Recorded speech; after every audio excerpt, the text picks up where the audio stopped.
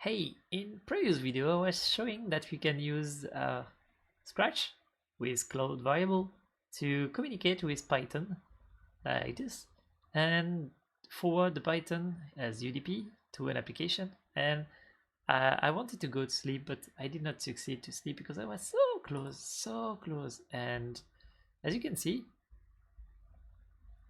hey, I was really close. And I can also move the drone over there.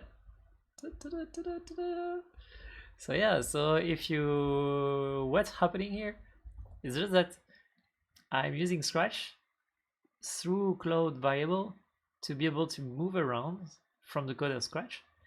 That is read by Python through a Python API library.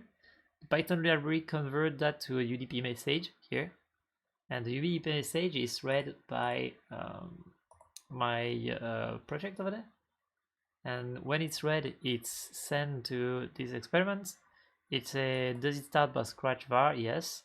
So he tried to convert the value in some readable C# structure, and from this structure it converted to a drone or a drone or a car value input, and ta-da, we push it in the script and we move the object around. So it's a lot of translation, but it succeeds to work.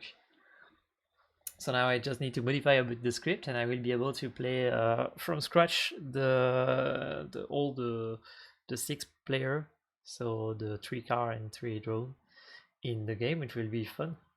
But all that to say, if you want to do this kind of stuff, feel free to ask questions or check the code on Scratch and GitHub. May the code be with you. Have a great day or a great night. See you in the next video. Bye!